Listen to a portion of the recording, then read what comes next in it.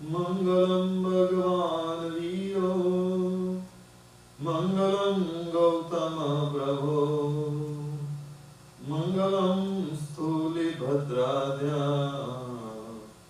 जैनो धर्मोस्तु मंगलम। ओंकार बिंदु संयुक्तम नित्यं ध्यायन्ति योगिनः कामदं मोक्षदं चैव ओंकाराय नमो नमः। अज्ञानं तिमिरान्धानं ज्ञानाञ्जनशलाकया नेत्रमुन्मीलितं येन तस्मै श्री गुरवे नमः।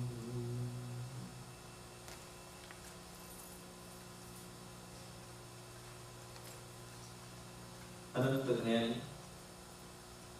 तारक एवा तीर्थंकर परमात्माओए जगतना जीवोना बोध माटे आ धर्म तीर्थनी स्थापना करी,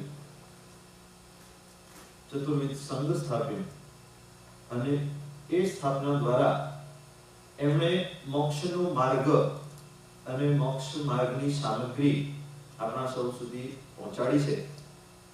અનંત ઉપકારી એવા પરમાત્માનું આ ઉપકાર સદા માટે આપણા ઉપર રહેવાનો છે। ભગવાને કહ્યું કે અનંત જીવ રાશિઓમાં ભટકતા ભટકતા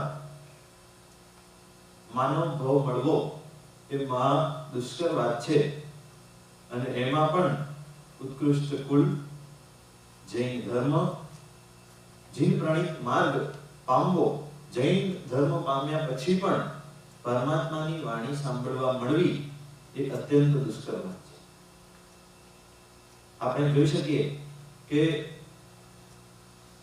નરકના જીવો करता तिर्यंच વધારે શ્રેષ્ઠ છે, तिर्यंच करता देवो વધારે શ્રેષ્ઠ છે અને દેવો કરતા મનુષ્ય વધારે શ્રેષ્ઠ છે। મનુષ્યને શ્રેષ્ઠ શા માટે ગયા?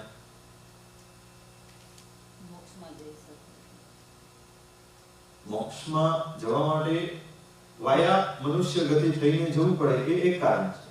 એ જ ખાલી વૃત્તિ કરી શકે, વૃત્તિનું પાલન ફક્ત મનુષ્ય જ કરી શકે। એટલે બધા રીઝન એક સાથે કોઓર્ડિનેટ થાય તો એટલું કહી શકાય કે નરકના જીવો ભગવાનની વાણી સાંભળી શકતા નથી। નરકના જીવો નરકથી બહાર નીકળી શકતા નથી એટલે વાણી સાંભળવાનો કોઈ સ્કોપ જ નથી। એના કરતા ઊંચા તિર્યંચના જીવો ભગવાનની વાણી સાંભળી શકે છે પણ સમજી શકતા નથી। કોઈ પણ તિર્યંચ અહીંયા આવીને બેસી જાય તો એ સાંભળી શકે, એના કાનમાં બધું જાય પણ એ સમજી શકતો નથી। નહીં, પણ જ્યારે સમવર્ષણ બેઠું હોય ત્યારે તો બધા સમજી ના, આ સમવર્ષણની વાત એ તો ભગવાનનો અતિશય છે। ત્યારે વિચરતા હોય ત્યારે બી ને સમવર્ષણ સિવાય હા, એ ભગવાનનો પોતાનો અતિશય છે। એટલે ભગવાનના મુખેથી નીકળનારી જે વાણી છે એ ત્યાં હાજર રહેલા તિર્યંચો જોઈ સાંભળી શકે, પણ એઝ અ જનરલ રૂલ ભગવાન ગયા પછી, ભગવાન કાળ કર્યા પછી એના પછી કોઈની પાસે એવા અતિશયો નથી કે તિર્યંચને સમજાવી શકે। કેવળીની ના સમજાય ના, આ ફક્ત ભગવાનનો અતિશય છે। 34 જે અતિશયો છે ભગવાનના, એમાંથી એક અતિશય છે જેના કારણે તિર્યંચો પણ એમની વાણી પોતાની ભાષામાં સમજી શકે છે। જનરલ રૂલમાં એ નિયમ છે કે તિર્યંચો સાંભળી શકે છે પણ સમજી શકતા નથી। ત્રીજા નંબરની અંદર આવે દેવતાઓ સાંભળી શકે છે, સમજી પણ શકે છે પણ આચરણમાં લાવી શકતા નથી। પણ સંઘની પંચેન્દ્રિય હોય પ્રાણી એ પણ ના સમજી શકે, સાંભળી શકે પણ સંઘની હોય પણ એને કઈ આપણે આ બધી વાતો અમે કરતા હોઈએ, કૂતરો સંઘની પંચેન્દ્રિય છે, હાથી પણ એને બુદ્ધિ છે પણ એસ જે પ્રમાણે ભગવાને કહ્યું એ પ્રમાણે એ સમજી શકતો નથી। ભગવાને કહ્યું કે ચારિત્ર માર્ગ શ્રેષ્ઠ છે તો એ કઈ એ સમજી શકવાનો નથી। એ ખાલી સાંભળે, એના કાનમાં જાય. ક્યારેક એવા અમુક શબ્દો આવી જાય તો ક્યારેક એને પૂર્વના ભવોના કારણે એને જાતિ સ્મરણ જ્ઞાન વગેરેથી બોધ થઈ શકે છે, but they are exceptional cases. આપણે એ લોકોની ભાષા બોલી નથી શકતા. હા, આપણે એમને એ ભાષામાં સમજાવી શકતા નથી. એટલે આપણી પાસે પણ એવી શક્તિ નથી અને એમની પાસે પણ એવી શક્તિ નથી કે બંને કોઓર્ડિનેટ કરી શકે.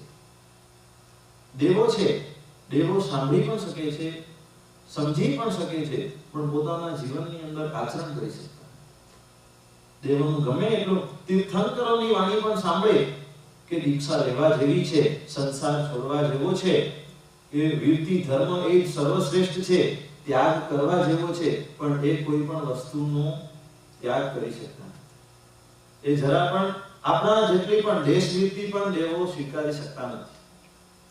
જ્યારે એક ફક્ત મનુષ્ય ગતિ એવી છે કે જે સાંભળી શકે, સમજી શકે અને આચરણમાં પણ લાવી શકે.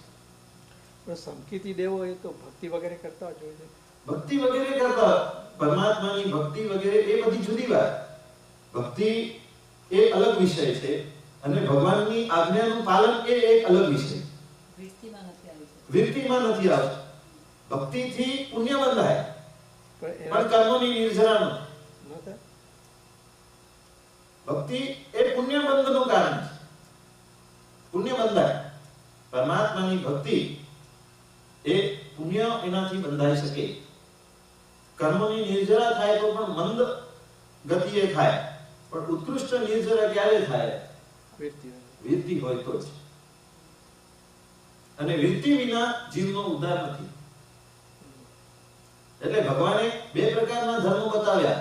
એમાં પહેલું સર્વ વીરતી અને પછી દેશ વીરતી. બે જ પ્રકારના ધર્મ છે, એના સિવાય ત્રીજો ધર્મ નથી. ભક્તિ છે, પૂજા છે, આ તે બધું જે પણ છે એ ધર્મના બાહ્ય અંગો છે, પણ વાસ્તવમાં જીવનની અંદર વીરતી પ્રધાન છે. જ્યાં સુધી વીરતી નહીં આવે ત્યાં સુધી આત્માનું કલ્યાણ નથી. અને મુખ્ય જીવ શાસનની અંદર વાત એવી છે કે પરમાત્માની વાત આપણા હૈયાની અંદર ઉતરવી. પછી ભલે આપણે આચરણ ઓછું વધુ કરી શકીએ, એ અલગ વાત છે. ભગવાને કહ્યું કે રાત્રિ ભોજન કરવા જેવું નથી, તો એ તમારા હૃદયની અંદર ઉતરવું જોઈએ. પછી ભલે તમે કોઈ કારણસર રાત્રિ ભોજનનો ત્યાગ કરી શકતા ન હો, પણ એનું ડંખ તમારા હૃદયની અંદર જોઈએ. એટલે આપણી બુદ્ધિ કેવી જોઈએ? સુમતિ. પાંચમા તીર્થંકર સુમતિનાથ આપણને શું સૂચવે છે કે તમારી મતિ એ સુમતિ હોવી જોઈએ, કુમતિ. જેની મતિ સુમતિ હોય એને દરેક ઠેકાણે ધર્મ પહેલો યાદ, ભગવાનની વાણી પહેલી યાદ આવે. એ સંસારમાં પણ હોય તો પણ ભગવાનની વાતો એને પહેલા યાદ. કારણ કે સંકિતની આત્મા, સંકિતની ઢાળમાં કહ્યું છે કે સંકિત દ્રષ્ટિ જીવડો કરે કુટુંબ પ્રતિપાળ, અંતરથી અળગો રહે જીવ ધાવ ખિલાવત બા. રાજાના છોકરાને, રાજકુમારને ધાવ માતાઓ એનું લાલન પાલન કરે છે. એ ધાવ માતાઓ પોતાના છોકરાને પણ કરે અને રાજાના છોકરાઓને પણ એ લાલન પાલન કરે. પણ એ ધાવ માતા ભલે એની ડ્યુટી છે, એનું કામ છે રાજાના છોકરાનું પાલન કરવું, પણ બંને છોકરા સાથે રહેતા હોય તો એનું કામ છે રાજાના છોકરાને વધારે સાચવવું, પણ એનું જીવ કોના તરફ વળે? પોતાના બાળક તરફ એનું વધારે વાલ. એનું કારણ શું? કે એની જે લાગણી છે, એનું જે અંતર છે એ કોની સાથે જોડાયેલું છે? પોતાના બાળક. એવી રીતે સંકિત દ્રષ્ટિ જે જીવડો હોય, એક વખત સંકિત આવી ગયું, એક વખત દ્રષ્ટિ ક્લિયર થઈ ગઈ કે ના, ભગવાને કહેલી વાતો સત્ય છે, પછી એ ભલે સંસારની અંદર ક્યાં પણ હોય તો પણ એને દરેક પ્રસંગોની અંદર એટલું યાદ હોય કે હું જે કરી રહ્યો છું એ કેવું છે? સંસારની પ્રવૃત્તિ મારી કેવી છે? છોડવા લાયક છે, પાપની પ્રવૃત્તિ છે. અને મારા ભગવાને કહ્યું એ જ સત્ય છે. તમેવ સત્યમ નિસંગમ જમ જમ જીણે પવૈ. જે ભગવાને પ્રરૂપ્યું એ જ સત્ય છે. ભગવાનની વાણી સત્ય શા માટે? તો કે છે કે ભગવાનની પાસે અસત્ય બોલવાના કોઈ કારણ જ નથી. રાગ, દ્વેષ, ભય, મોહ આ બધા કારણો જૂઠું બોલવા માટેના છે. આ કારણો સિવાય અસત્ય બોલી શકાતું નથી. અને ભગવાનના આ બધા કારણો જ દૂર થઈ ગયા છે એટલે અસત્ય બોલવાનું કઈ કારણ જ નથી ભગવાન. અને એટલા માટે જગતના સર્વ જીવો પ્રત્યે એમને વાલ છે. જગતના તમામે તમામ જીવો એ ભગવાનને પોતાના લાગે, મારા પોતાના છે બધા. આપણે જેમ ભેદભાવો કરીએ કે આ મારા ને આ તમારા, એવા મારા તારાના ખાના ભગવાનની પાસે નથી. ભગવાનની કરુણામાંથી જગતનો એક પણ જીવ બહાર જઈ શકતો નથી. ભગવાનની જે ચરણકોટીની કરુણા છે એ 84 લાખ જીવાયોનીમાં એ ભલે સમૂર્છિત હોય, જોઈ શકાતા હોય, ન જોઈ શકાતા હોય, એકેન્દ્રિય, બેઇન્દ્રિય, ત્રેઇન્દ્રિય, ચોવીન્દ્રિય, પંચેન્દ્રિય, ગમે એ ગતિની અંદર હોય, ગમે એ કાયાની અંદર હોય, પણ એ ભગવાનની કરુણાથી બહાર રહેતો નથી. મને માટે ભગવાન પૂર્વ ત્રીજા ભાવની અંદર જ્યારે તીર્થંકર નામ કર્મ બાંધે, એ તીર્થંકર નામ કર્મ કયા કારણથી બાંધે છે? સવી જીવ કર્મ શાસન. એકમાત્ર ભાવના ભગવાનના હૃદય, ભગવાનના જીવના હૃદયની અંદર કે સવી જીવ કર્મ શાસન રસી. શબ્દો તમે સાંભળો, સવી જીવ કર્મ શાસન. આપણે હોઈએ તો હું ને મારો પરિવાર, નહીં તો મારા લાગતા વળગતા પહેલા. અને જ્યારે આપણને ખબર હોય કે મોક્ષની અંદર ફક્ત ભવી જીવ જઈ શકે છે, તો પછી અભવીને તારવાનો શું ફાયદો? અભવીની પાછળ દોડવાનો શું ફાયદો છે? કોઈ ફાયદો? મોક્ષની અંદર ફક્ત ભવી જીવ જઈ શકે એ તો ભગવાનને પણ ખબર છે. તો એમ નહીં કે સવીની ઠેકાણે એમણે ભવી લગાડ્યું, ભવી જીવ કર્મ શાસન રસી.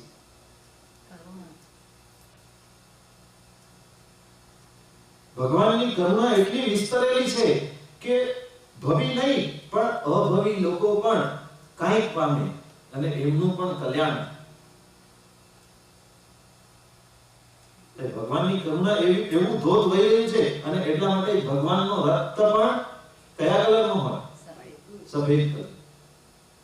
કરુણાનો કલર સફેદ, પીસ, મૈત્રી, આ બધા શ્વેત રંગ.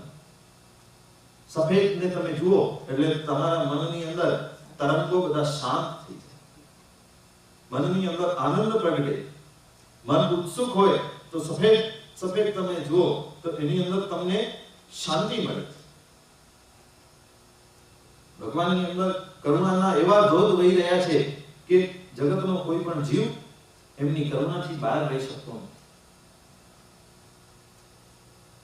આપણી કરુણા આપણા પૂરતી સીમિત હોય કે આપણા પરિવાર કે સગાવાલા કે ફ્રેન્ડ સર્કલ પૂરતી સીમિત હોય, પણ પરમાત્માની કરુણામાંથી એક નાનકડો જીવ પણ બહાર જતો નથી. આપણી કરુણા કેવી કે જરા એક મચ્છર આવીને આપણને ડંખ મારે તો હા, સમતાની અંદર હોઈએ, સામાયિક ભાવની અંદર હોઈએ, અને એક મચ્છર આવીને આપણો લોહી કેટલો પીશે? એક કે બે ટીપા લોહી તમારા એ જો પી લે તો એને જાનથી મારવાનો આપણો અધિકાર નથી. એક બે ટીપા લોહી જો એ પીતો હોય તો એને જાનથી મારવાનો આપણો કોઈ અધિકાર જ નથી. અને ત્યાં આપણી કરુણા બધી જતી. એ તો થઈ હિંસાની વાત. આપણે આવી રીતે કાયાથી પણ હિંસા કરીએ છીએ, વચનથી પણ હિંસા કરીએ છીએ, ને મનથી પણ હિંસા કરીએ. ભગવાનની કરુણાની અંદર હિંસાની કોઈ વાત જ નથી. એટલા માટે ભગવાનના શાસનની અંદર આટલી સૂક્ષ્મ અહિંસા બતાવી છે. આટલી સૂક્ષ્મમાં સૂક્ષ્મ અહિંસા તમને બીજે ક્યાંય જોવા નહીં. મેં કાલે ત્યાં કહ્યું હતું કે જીવના 10 પ્રાણ હોય. 10 પ્રાણ કયા જીવના? 5 ઇન્દ્રિય, 3 બળ, મનોબળ, વચન બળ અને કાય બળ. 5 ને 3 8, 9મું શ્વાસોશ્વાસ અને 10મું આયુષ્ય. આ 10 પ્રાણ સંગની પંચેન્દ્રિયની અંદર આ 10 પ્રાણ હોય. પછી ઇન્દ્રિયો કોઈની ઓછી વધુ હોય કે એકેન્દ્રિય જીવની એક જ ઇન્દ્રિય હોય તો એ પ્રમાણે પ્રાણોનું કેલ્ક્યુલેશન થાય. પણ સંગની પંચેન્દ્રિય મનુષ્યની અંદર, સંગની પંચેન્દ્રિય કોઈ પણ જીવની અંદર 10 પ્રાણ હોય. એ 10 પ્રાણોની કે એ 10 માંથી કોઈ પણ એક પ્રાણની પણ પૂર્ણ અથવા આંશિક હાનિ એનું નામ મીન્સ 10 પ્રાણની અથવા 10 માંથી કોઈ પણ એક પ્રાણની પૂર્ણ હાનિ અથવા આંશિક હાનિ. કેટલી સૂક્ષ્મ થઈ આ વાત. કાલે એક્ઝામ્પલ આપ્યો તો મેં કે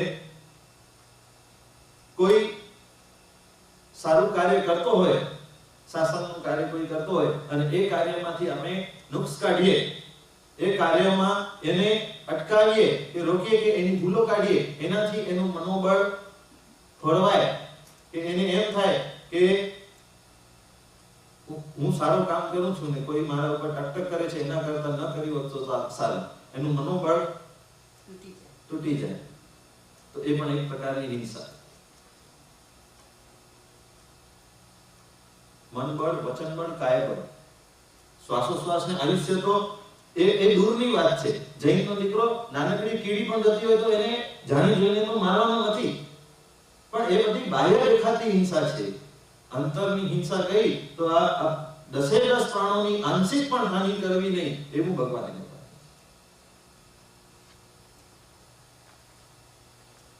અને ભગવાને કહ્યું કે ધર્મી હોવાનો માપ એ પ્રવૃત્તિ નહીં પણ વૃત્તિ છે. ધર્મ માપવાની ફૂટપટ્ટી કઈ મેં પહેલા પણ કહ્યું છે અને આ જ વાતને ફરી રિપીટ કરીશ કે ધર્મ માપવાની સ્કેલ શું છે? ધર્મ શેનાથી માપાય છે? તો કહે છે કે ધર્મ એ પ્રવૃત્તિથી નહીં પણ વૃત્તિથી માપાય. પ્રવૃત્તિથી ધર્મિષ્ઠ દેખાતો માણસ અંદર વૃત્તિથી અધર્મી હોઈ શકે છે અને પ્રવૃત્તિથી અધર્મી દેખાતો એવો માણસ પણ અંદરની વૃત્તિથી ધર્મી હોઈ શકે છે. એટલે કોઈનું પણ ઇવેલ્યુએશન કરવાનો આપણી પાસે અધિકાર નથી, કારણ કે એનું મન આપણે જાણી શકતા નથી. એના મનની અંદર કેવા ભાવો છે એ આપણે સમજી શકતા નથી. એટલે આપણે કરેક્ટ ઇવેલ્યુએશન તો કોઈનું પણ કરી શકવાના જ નથી. એટલે જ ભગવાને આ બધી માથાકૂટમાં પડવાની ના પાડી કે કોઈની સાથે વૈરભાવ નહીં, કોઈની સાથે કલહ કંકાસ કાંઈ જ નહીં. કારણ કે તમને એક એક્ઝામ્પલ આપું કે આપણે જનરલ તમે વાત સ્વીકારો કે શત્રુંજય તીર્થ ઉપર જે પણ વ્યક્તિ જાય એ ભવી કે અભવી? ભવી. શત્રુંજય તીર્થની જે સ્પર્શના એક વખત પણ કરી લે એ વ્યક્તિ હંમેશા ભવી, નિયમા ભવી. શત્રુંજય તીર્થ ઉપર રહેલા ઝાડપાન વગેરેના જીવો પણ, પૃથ્વી વગેરેના જીવો પણ અને જનાવર વગેરે પણ જે જાય છે ત્યાં એ બધા નિયમથી ભવી છે. ભલે પછી એ ફોરેનરો કેમ ન જતા હોય પણ એ ફોરેનરો પણ 100% ભવી છે. ભલે એમને કાંઈ પણ ખબર ન હોય, કાંઈ પણ એ કરતા ન હોય, પણ ગિરિરાજની એક વખત સ્પર્શના થઈ ગઈ એટલે ભવ્યત્વનું સ્ટેમ્પ લાગ્યું. સિમંદર સ્વામીના સંવત્સરણની અંદર બેઠેલા બધા ભવી કે અભવી?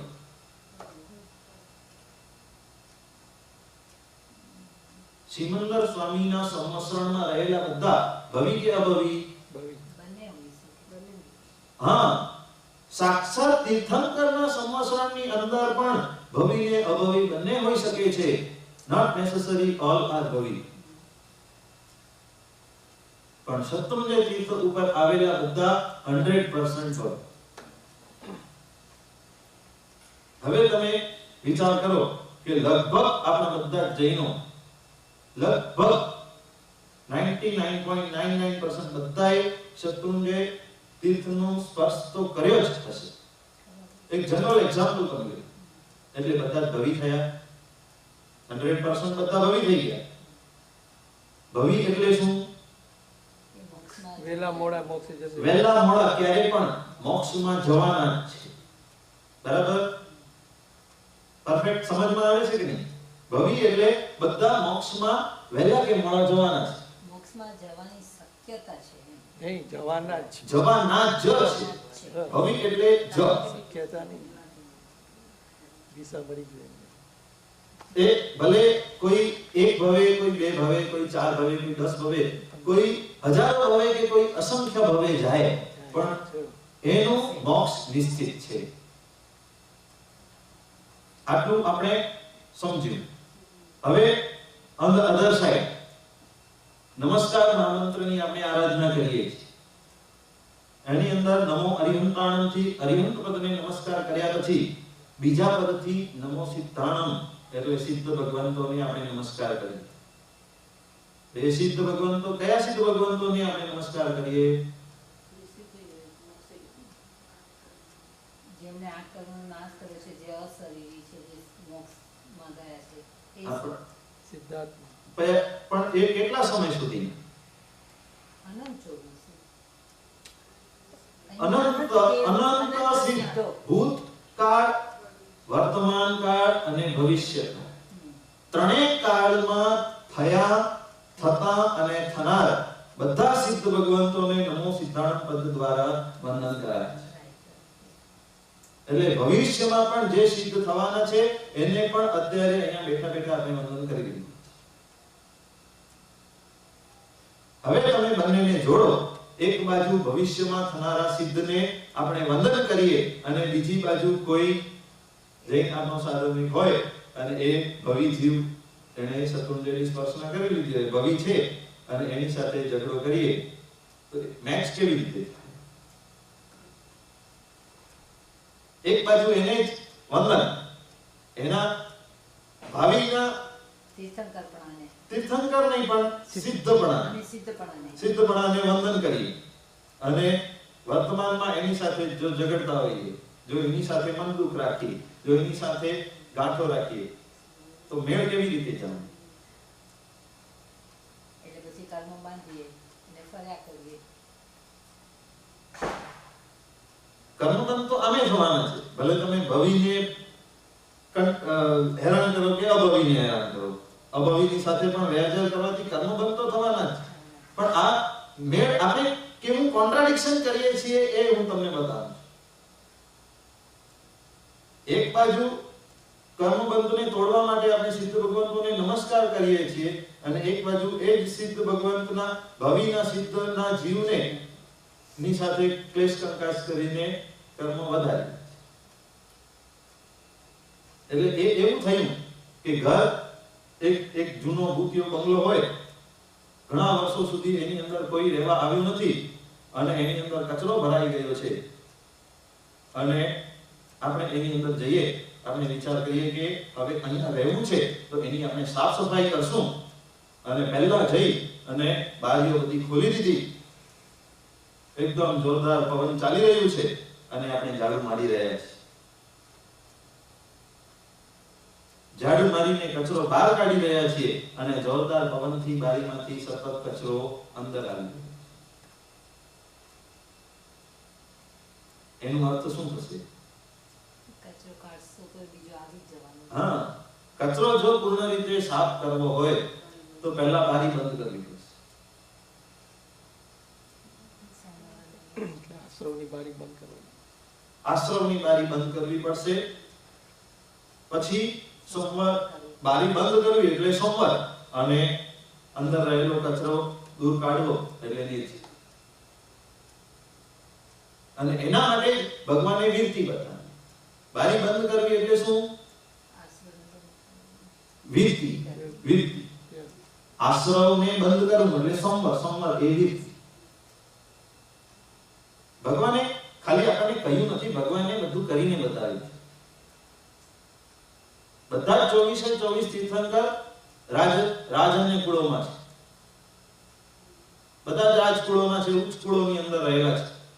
એકદમ જોરદાર સાહેબીની અંદર એ ઉછરેલા છે. કોઈ પણ જરા પણ એમને દુઃખ નો જરા પણ અંશ પણ કોઈના જીવનમાં હતું નહીં. તો તમે વિચાર કરજો, પછી એમને સાધના કરવા માટે બહાર જવાની જરૂર હતી?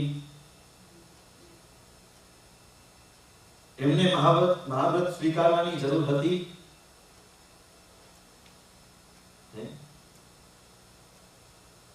એમને ગર્ભથી ખબર છે કે આ મારો છેલ્લો ભવ છે, આ ભવમાં મારા કર્મો બધા ખપવાના છે અને હું સિદ્ધ થવાનો છું. આ બધું ભગવાનને ગર્ભમાં ખબર છે.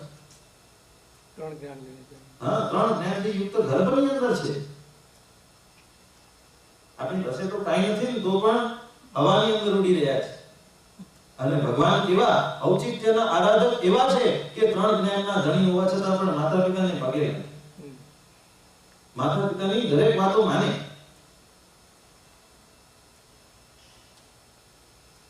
આજના જનરેશનની જેમ નહીં. મા બાપ કઈ કે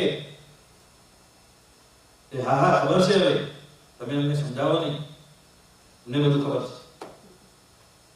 ભગવાનની માતાને એમના પ્રત્યે વાલ એટલો બધો છે. ભગવાન મહાવીરની માતા ત્રિશલા, અને જ્યારે એ છોકરાઓ આવીને મહાવીરને રમવા માટે લઈ જાય છે ત્યારે માતા એટલી આકુળ વ્યાકુળ થઈ ગઈ કે ભગવાનને કહે છે કે બચ્ચા તું સંભાળજે, તું દોડાદોડી કરીશ નહીં. હવે ત્યારે ત્રણ જ્ઞાનના ધણી હોવા છતાં પણ ભગવાન સામું કંઈ બોલતા નથી. માતા પિતા આવે એટલે ભગવાન ઉભા થઈ જાય. આ મનુષ્યનો આચાર છે. મા બાપ આવે એટલે દીકરાને ઉભા થવું એ ઔચિત્ય છે.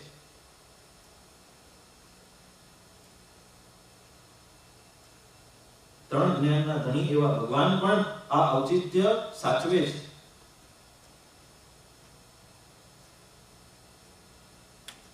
અહીંયા ભગવાન આપણને પ્રેક્ટિકલ કરી બતાવે છે કે દીક્ષા લીધા સિવાય ઉદ્ધાર કોઈનો થયો નથી, થતો નથી અને થવાનો નથી. એની અંદર તમને એક્સેપ્શન દેખાશે કે વરુડેવા માતા કેવી રીતે મોક્ષે ગયા? દીક્ષા લીધા વગર ગયા કે દીક્ષા લીધા પછી ગયા? દીક્ષા લીધા, બાહ્ય દીક્ષા એમણે લીધી નથી, વેશ ખાલી પહેર્યો નથી, પણ અંદરથી ભાવ ચારિત્ર એની અંદર આવી ગયું. ભાવ ચારિત્ર આવ્યા સિવાય કોઈ પણ જીવનો ઉદ્ધાર થવાનો છે. અને દ્રવ્ય ચારિત્ર મેરુ પર્વત જેટલા ખડકી લો તો પણ તમારો ઉદ્ધાર થાય. શાસ્ત્રોમાં કહ્યું કે મેરુ પર્વત જેટલા ઓઘા અને મોપતિના ઢગલા આપણા થઈ ગયા તો પણ હજી આપણે રખડીએ છીએ. એવું નથી કે આપણે ક્યારે દીક્ષા લીધી જ નથી. અત્યાર સુધીમાં અનંત ભવો આપણે કર્યા, એની અંદર આપણે દીક્ષાઓ પણ કેટલી વાર લઈ લીધી છે. અને એ દીક્ષા પણ શાસ્ત્રોની અંદર કહેવાય છે કે માખીની પાંખ પણ ન ડૂબાય એવું શુદ્ધ ચારિત્ર પણ આપણે અનંત વાર પાળ્યું છે. એ છતાં પણ આપણો ઉદ્ધાર શા માટે થયો નથી? આજ્ઞામાં નથી રહ્યા, સ્વચ્છંદથી ગયું છે. સ્વચ્છંદથી બધું કર્યું છે. ભગવાનની આજ્ઞા પણ આપણે પાળી છે. એવું નથી કે આજ્ઞાથી વિરુદ્ધ આપણે ગયા છે. નિરતિચાર ચારિત્ર પાળવું એટલે ભગવાનની આજ્ઞા પ્રમાણેનું જીવન છે. આજ્ઞાની અંદર આપણે રહ્યા છીએ, પણ આપણી દ્રષ્ટિ ક્લિયર થઈ. આપણે ઉપર ચડ્યા છીએ પણ હજી આપણો બેસ જ ક્લિયર નથી. આપણને લાગે કે આપણે કયા ગુણ સ્થાનકે હોઈશું, આપણે શ્રાવકપણાની અંદર હોઈશું કે સાધુ ભગવંતોને લાગે કે અમે ભોગો લઈ લીધો એટલે અમે પાંચમા છઠ્ઠા ગુણ સ્થાનકે પહોંચી ગયા, પણ હજી એ ભાવથી અંદરથી એ મિથ્યાત્વની અંદર પડે. એટલે ગુણ સ્થાન એ કોઈ બાહ્ય આચારથી ગણી શકાતો નથી. એટલે એ તમારા મગજમાં ક્લિયર થઈ જવું જોઈએ કે ગુણ સ્થાનક એટલે મિથ્યાત્વથી લઈને મોક્ષ સુધી પહોંચવા માટે 14 સ્ટેપ્સ છે.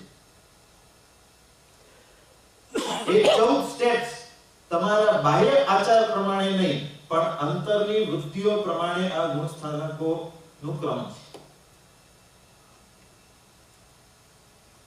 શાસ્ત્રોની અંદર એટલા સુધી કહેવાયું કે 14 પૂર્વધર પણ એકમાત્ર પ્રમાદના કારણે નિગોદ સુધી પાછા પહોંચી. નિગોદ એટલે શું?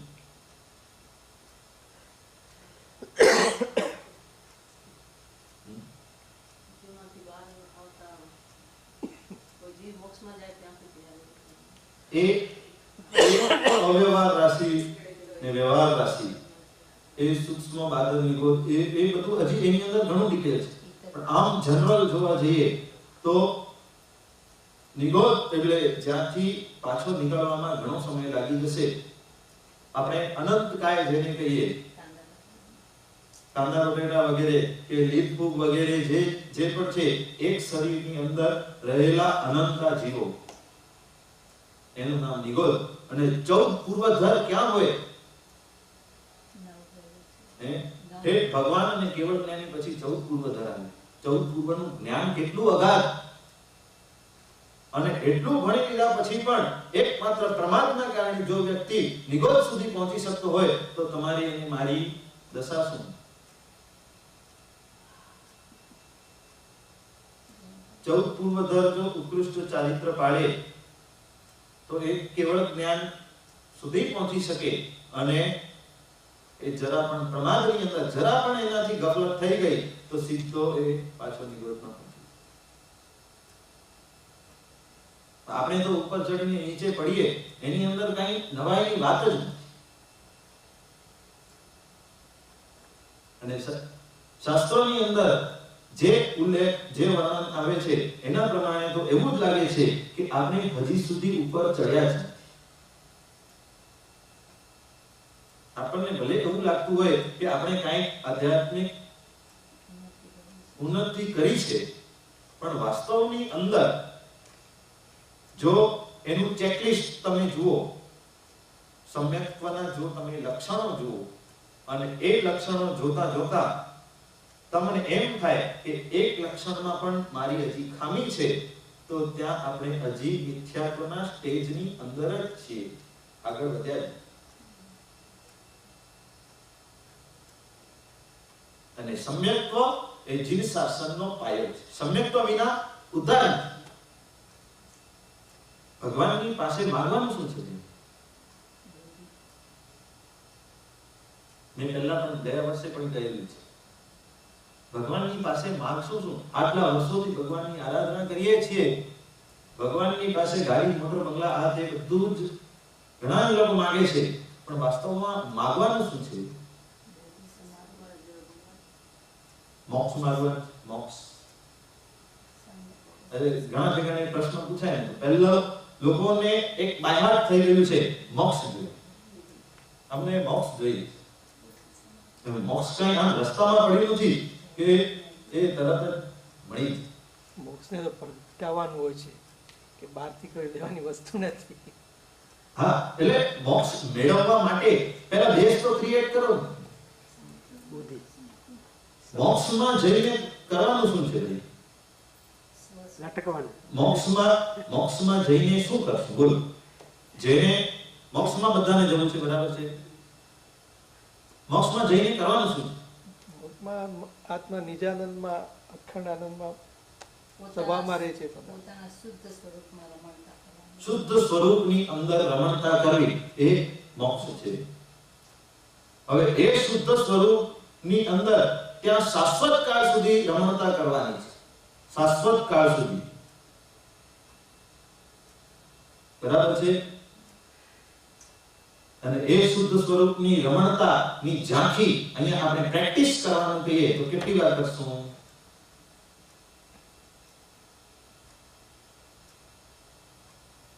મોક્ષમાં જવા માટે કંઈક તો પ્રેક્ટિસ તો જોઈશે ને. શુદ્ધ સ્વરૂપમાં રમણતા જો કરવી હોય તો એની પ્રેક્ટિસ તો જોઈએ કે નહીં? શુદ્ધ સ્વરૂપની અંદર રમણતા કરવાનું આપણે અહીંયા પ્રેક્ટિકલ કરીએ તો કેટલી વાર બધા શુદ્ધ સ્વરૂપની અંદર રહી શકે? અંદર 48 મિનિટ રહે તો થઈ જાય. તો કલ્યાણ થઈ જાય. 48 મિનિટ્સ તો બહુ દૂરની વાત છે. રહે તો રહી નથી શકતા. એક સમય નથી રહી શકતા. એક સમય માટે પણ આપણે રહી શકતા નથી. આત્મદર્શન એ પૂર્ણ આત્મદર્શન તો દૂરની વાત છે, પણ આત્મદર્શનની ઝાંખી પણ આપણને થતી નથી, કારણ કે આપણો બેસ જ ક્લિયર. સમ્યક્ત્વ જ આવી આ વાત આપણને બતાવે છે કે આપણે હજી સમ્યક્ત્વથી પણ દૂર છીએ. ભગવાનની પાસે મોક્ષ તો દૂર, પણ પહેલા સમ્યક્ત્વ માંગવાનું છે કે આ ભાવમાં મોક્ષ તો કોઈને મળવાનું નથી. એ તો 100% નિશ્ચિત વાત છે. અહીંયાથી કોઈ મોક્ષમાં જઈ શકવાનો નથી, તો પછી મોક્ષની ઝંઝટ આપણે છોડી દઈએ. જે આપણે અહીંયાથી મેળવી શકીએ છીએ એ મેળવવા માટે આપણે દોડીએ તો આપણી ગતિ એ પ્રગતિની અંદર ફેરવાય. મહત્વનું શું, ગતિ કે પ્રગતિ? હે, ગતિ કે પ્રગતિ? શું મહત્વ? પ્રગતિ. ઘાંચીનો બળદ છે ને, ઘાંચીનો બળદ 24 કલાક ચાલે, 24 કલાક. એને ગતિ 24 કલાકની કરી, પણ એની પ્રગતિ શું થઈ? ત્યાંનો ત્યાં. 24 કલાક પછી એ જરાક ઊભો રહીને જુએ તો ત્યાંનો ત્યાં જ.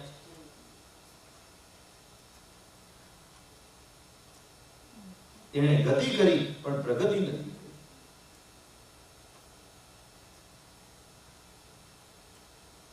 અહીંયા આપણી પણ આ જ હાલત છે.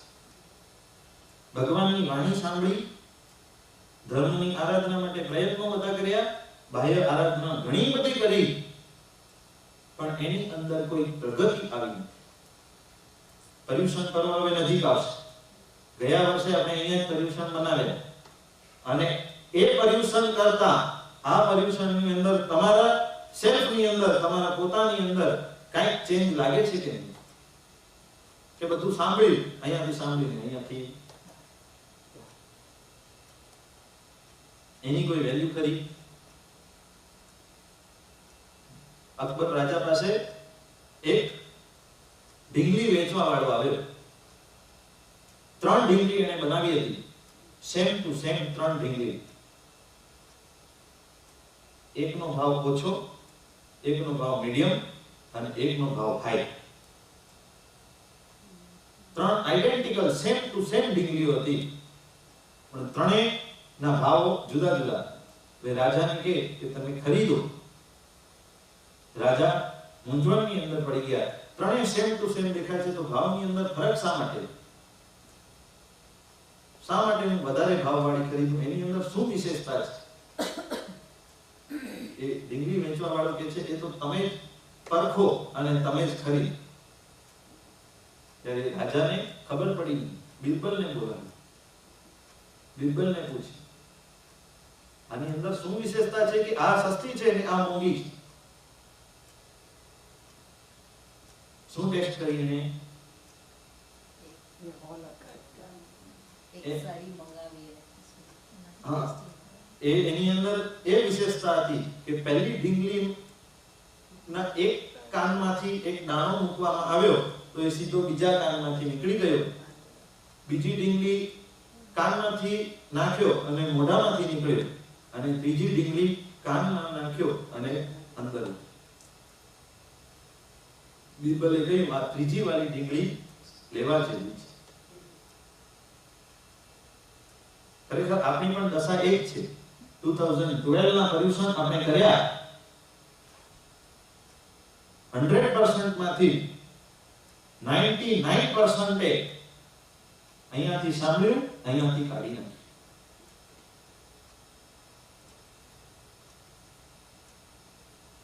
પછી જે રહ્યા એની અંદરથી ઘણા લોકોએ અહીંયાથી સાંભળ્યું અને મોઢાથી કાઢી નાખ્યું. શ્રેણીભાઈએ બહુ વ્યાખ્યાન સારા આપ્યા, બહુ સારું હતું, સમજવા જેવું, બહુ સારું. એવું લાગે કે આ બધું કરવા જેવું છે, પણ આપણે શું છે, ટાઈમ નથી. આપણી પાસે ધર્મની અનુકૂળતા નથી. એની અંદર 1 વર્ષ ચાલ્યું અને જીવન એક એવું છે, સતત વહેતા પાણી જેવું છે. તમારા હાથની અંદર રહેલું પાણી એ હાથની અંદર કેટલા સમય સુધી રહી શકે એની કોઈ જ ગેરંટી નથી. આપણને એ ખબર નથી કે આ આપણી આવતી કાલ પહેલી આવશે કે આવતો ભાવ પહેલો આવશે. રાત્રે સૂતી વખતે તમારી ગેરંટી આપણે ગેરંટી આપી શકીએ કે આવતી કાલ પહેલી આવશે કે આવતો ભાવ પહેલો આવશે? 100% ગેરંટી નથી. તો આ ધર્મ સાંભળીએ છે, ઘણું પરમાત્માની વાણી સાંભળીએ છે, ઘણા સ્કોલરો આવે છે, ઘણી જ વાતો બધી પરમાત્માના શાસનની કરે છે અને બધા સાંભળીએ પણ છીએ, પણ જીવનની અંદર ઉતર્યું કેટલું?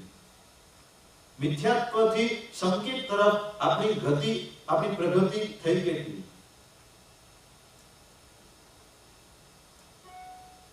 કે આ જીવનમાંથી બીજું કંઈ નહીં મળે તો કંઈ નહીં, પણ આ ભાવમાંથી ઓછામાં ઓછો સંકેત તો લઈને જ જવું છે, આટલું નક્કી. ભગવાનની પાસે માંગ્યું છે સંકેત? ગયા વર્ષની વાતો યાદ છે કે ભૂલાઈ ગઈ? એક ચૈત્ય વંદનની અંદર આપણે કેટલી વાર માંગીએ સંકેત? સંકેત એટલે બોધિ. ડાયરેક્ટ જેવી રહે ને, પહેલા નમોત્થનમ ની અંદર આવે બોહિ દયાણમ, ઉવસગરમ ની અંદર આવે તા દેવ દિજ્જ બોહિમ, હે ભગવાન મને બોધિ આપો. જય વિરાય ની અંદર આવે આર્ગમ બોહિદાવમ, લોગસ ની અંદર આવે એના બધી અરિયન ચૈયાણમ ની અંદર આવે સકારવતી આય, સમાનવતી આય, બોહિલાપવતી આય. બોધિલાપ માટેનું કૌશલ છે. એટલે જે વસ્તુ આપણે માંગીએ છીએ અને એ શું માંગીએ છીએ એની જ આપણે જ્યાં સુધી ખબર નથી તો પછી આગળ વધવાની વાત જ ક્યાં? એ બધા 2012 ના પરીક્ષણના બધા વ્યાખ્યાનો પાછા અહીંયા રિપીટ કરું તો તમને નવું લાગશે.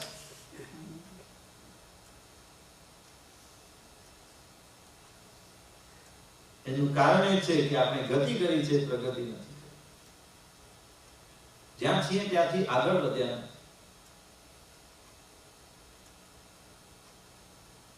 ભગવાન કહે છે કે આ ભાવની અંદર બીજું કાંઈ નહીં તો મિથ્યાત્વથી લઈને સમ્યક્ત્વ સુધી તો પહોંચી જવાનું.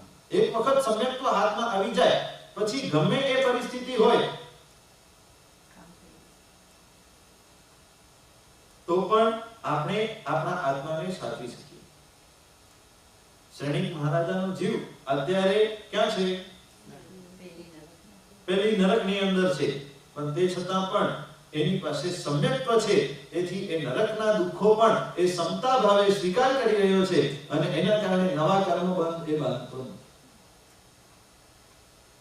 આ સમ્યક્ત્વ જો સાથે હશે, સંકિત જો સાથે હશે તો ભલે ગમે એ ભાવની અંદર આપણે જશું ત્યાં પણ આપણું કલ્યાણ જ થવાનું છે. આપણા નવા કર્મ બંધાશે. એ શ્રેણિક મહારાજાની વાત, એ શ્રેણિક મહારાજા તરીકેના ભાવની અંદર એમની પાછલી અવસ્થાની અંદર એમની દશા શું હતી ખ્યાલ છે કોઈને? હા, શ્રેણિક મહારાજાને એમના પોતાના જ દીકરાએ કાલકોટડીની અંદર મૂક્યો. બિંબિસારની જેલ અત્યારે પણ ત્યાં રાજગૃહની અંદર છે. એની અંદર પૂરી નાખવામાં આવ્યું હતું. રોજ 100 ચાપ ખાવો પડે, રોજ 100. હંટરો એવા જવાબદાર પડે કે ચીસો નીકળી જાય, આપણી રૂવાટી ઊભી થઈ જાય એવા 100 હંટરો પડે. એ છતાં પણ શ્રેણિક મહારાજાના મોઢામાંથી નીકળે શું? વીર, વીર ને વીર. આપણે જરાક ક્યાંક લાગી જાય ને તો પહેલી ઉઈમાં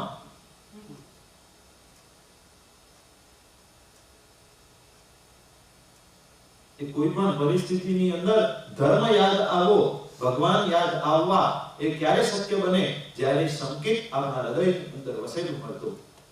શ્રેણિક મહારાજાની દ્રષ્ટિ એકદમ ક્લિયર થઈ ગઈ હતી કે મેં બાંધેલા બધા જ કર્મો મારે ભોગવવાના જ છે, એટલે એટલા માટે જે પણ દુઃખો આવે છે એ ક્ષમતા ભાવે સહન કરી રહ્યા છે. ક્ષમતા એટલી ધારણ કરી રાખી છે કે 100 હંટરો મારનારા જે એમના સેવકો છે, એક સમયમાં એ પોતે રાજા હતા, એટલે એમના જે સેવકો છે એ જ અત્યારે એમને મારી રહ્યા છે. તે છતાં પણ રાજા એમને કહે છે કે ભાઈ તમે થાકી ગયા હો તો એ પ્રકારે હું ઊભો રહું કે તમને મારવામાં ઈઝી. ખાવાનું તો કાઈ નહીં, પીવાનું કાઈ નહીં, અને એ કાળકોટડીની અંદર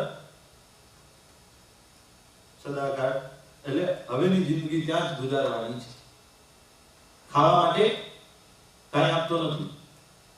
કોણિકનું સ્ટ્રિક્ટ કોણિકની મનાઈ છે, કોઈ પણ વસ્તુ આ જેલની અંદર પ્રવેશ કરવી જોઈએ નહીં. કોઈ પણ એટલે સ્ટ્રિક્ટ એકદમ પહેરો એવો હતો કે કોઈ પણ વ્યક્તિ અંદર કાઈ પણ લઈ જઈ શકે નહીં. એટલે ત્યારે ચેલના રાણીને દયા આવે એટલે ચેલના રાણીને હપ્તામાં એક જ વખત અંદર પ્રવેશ હતો. હપ્તામાં એક જ વખત રાજાને મળવાની છૂટ હતી. એ એક હપ્તામાં એક વખત જાય ત્યારે એ રાજા માટે ખાવાનું લઈ જવાની ઘણી ભાવના થાય, પણ એ આમ તો બતાવીને કાંઈ લઈ જઈ શકે નહીં. એટલે પોતાના વાળના આંબોડાની અંદર એક અડદનો લાડુ બનાવે. અડદનો લાડુ કાળા કલરનો, એટલે વાળની અંદર છુપાઈ જાય, અને એ અડદનો લાડુ પોતાના આંબોડાની અંદર લઈ અને રાજાની પાસે જાય, અને ત્યાં કોઈ જુએ નહીં એવી રીતે રાજાને એ ખવડાવે. અને એ અડદનો ગુણ એવો કે એ ખાધા પછી તરસ જાય. એટલે અત્યંત તરસ જ્યારે લાગે ત્યારે રાજા રડી રડીને એને કે બીજી વખત મળવા આવે ત્યારે અડદનો લાડુ નહીં લઈ આવે તો ચાલશે, પણ મને પીવા માટે પાણી લઈ આવે. અને ત્યારે એક ગ્લાસ પાણી પણ અંદર એલાઉડ નથી. ત્યારે કેવી રીતે એ ચેલના રાણી પાણી પીવડાવે છે તો કહે છે કે જે દિવસે રાજાને મળવા જવું હોય એ દિવસે માથું ધોવે અને માથાને લૂછે નહીં, ગીલો ભીનો રહેવા દે એ માથું, અને ત્યાં જઈ દોડતી જાય અને રાજાના મોઢામાં વાળો નીચોવે અને એ પાણી રાજા પીવે. કર્મસત્તા કહે છે ભવિષ્યની અંદર તમે તીર્થંકર થવાના છો તો ત્યારે અમે તમને સિંહાસનમાં બેસાડશું, સોનાના સિંહાસન, રત્નના સિંહાસનમાં બેસાડશું, પણ અત્યારે તમારા કર્મો તમને આ સજા આપે છે તો આ તમને ભોગવવાના જ છે. કર્મસત્તાને જરા પણ દયા નથી. ભલે ભવિષ્યમાં એ તીર્થંકર થવાનો છે, તીર્થંકરના જીવનની આ દશા છે તો તમારી અને મારી દશા કેવી હોવી જોઈએ?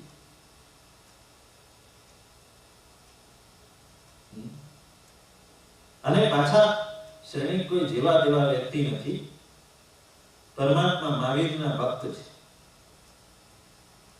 પરમાત્મા મહાવીર દેવના પરમ ભક્ત છે શ્રેણી. એમના હૃદયની અંદર મહાવીર વસેલા છે. હૃદયની અંદર એ જ્યારે મૃત્યુ પામ્યા ને ત્યારે એમની ચિતામાંથી પણ વીર વીર એવા શબ્દો નીકળ્યા. એટલા વીર એમને ગમી ગયેલા હતા, તે છતાં પણ પાછળનો હિસાબ કર્મસત્તાએ એની પાસેથી ચૂક્યો.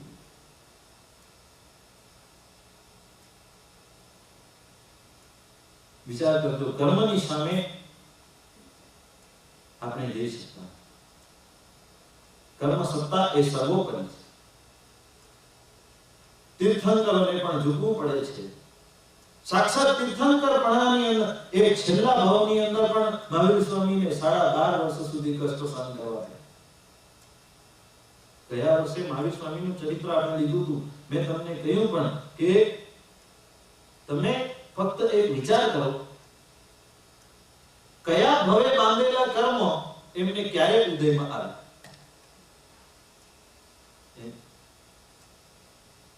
કાનમાં ખીલા એમના ઠોકાણા એ કયા ભાવે બાંધેલો કર્મ છે?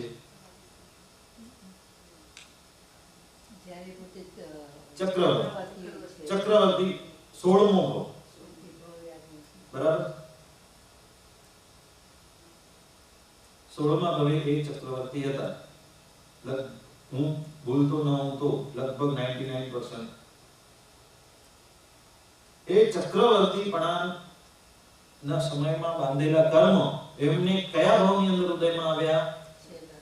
27મા ભાવની અંદર. એના વચમાં કેટલા બધા ભાવો થયા અને એ ભાવોમાં એમની સાધના કેટલી? હે, ખાલી 25મા ભાવની તમે વાત સાંભળો તો આશ્ચર્ય થઈ જાય. 11,80,645 માસ પ્રમાણો એમણે કર્યા 25મા ભાવની અંદર. કેટલા? 11,80,645 માસ પ્રમાણો. તો પણ હિસાબ ક્લિયર ન થયો. હિસાબ તો ક્લિયર નહીં થયો, પણ એ ભાવમાં બી વપરાઈ શકે. પણ તીર્થંકરના ભાવમાં ઉદયમાં આવ્યું. એટલે હું એ જ કહું છું કે કર્મ બંધ સમયે ચિત્ત ચેતીએ ઉદયે શોષણતા. કર્મની ગતિ કર્મની થિયરી પ્રમાણે ફિક્સ છે. ક્યારે એ ઉદયમાં આવે, ક્યારે એ શાંત બેઠો હોય, ક્યારે એ બંધાય, એ બધું એની ગણતરી, એનું કેલ્ક્યુલેશન અલગ જ છે.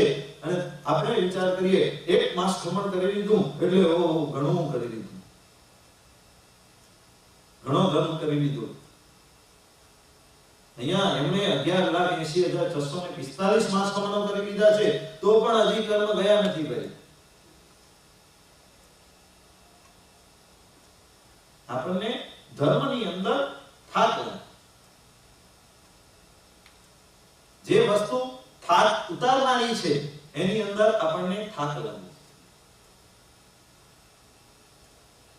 બોલો, તમે 3 કલાકના પિક્ચર જોવા માટે જાઓ તો તમને થાક લાગે કે 3 કલાકનું પ્રતિક્રમણ કરવાથી થાક લાગે? સાવંતસરીનું 3 કલાકનું પ્રતિક્રમણ તમે કરો તો થાક લાગે કે 3 કલાકનું પિક્ચર જોવામાં થાક લાગે? પ્રતિક્રમણમાં થાક લાગે. એટલે લોકોને ટેન્શન પડ્યો, પર્યુષણ નજીક આવે ને એટલે લોકોને ટેન્શન પડ્યો સાવંતસરીનું મોટું પ્રતિક્રમણ કરવા. અને એ 3 કલાકનું પ્રતિક્રમણ પૂરો થાય એટલે હાસ, આ વર્ષનું પ્રતિક્રમણ પૂરો થયો, હવે ઠેઠ આવતા. ધર્મની અંદર આપણને થાક લાગે છે. શા માટે? બોલો, શા માટે? કારણ કે પોતાને ઓળખ્યો નથી એટલે એને બીજામાં જ રસ પડે છે. એનું અર્થ એ, હું એ પ્રમાણે કહી શકું કે આપણી દ્રષ્ટિ ક્લિયર થઈ નથી માટે. અને ત્યાં પાછા આપણે આટલા ઉપર સુધી જઈને પાછા મીંડા પર આવી ગયા કે હજી આપણે સંકેત પામ્યા નથી માટે. બરાબર છે? હજી આપણી દ્રષ્ટિ ક્લિયર. આવા તો ઘણા એક્ઝામ્પલ તમને મળશે.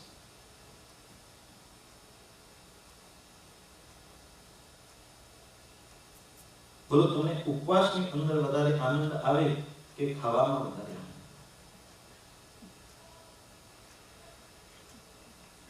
આનંદ આવે કે ના આવે, પણ ઉપવાસ કરવું એટલે આમ વિચાર થાય તો ટેન્શન થઈ જાય. ટેન્શન એ પણ બતાવે છે કે આપણી દ્રષ્ટિ ઉત્સાહ નથી આવતો. ધર્મ એક ઉત્સાહ ક્યારે આવે? જ્યારે એ સત્ય રીતે એનો બોધ થાય કે ઉપવાસ કરવા જેવું છે. હજી આપણું એ લેવલનું આપણી દ્રષ્ટિ ક્લિયર થઈ જ નથી. આપણી દ્રષ્ટિમાં જ હજી ખોટ બાકી છે. આપણા ચશ્મા જ રંગાયેલા છે તો દુનિયા આખી રંગાયેલી જ દેખાશે.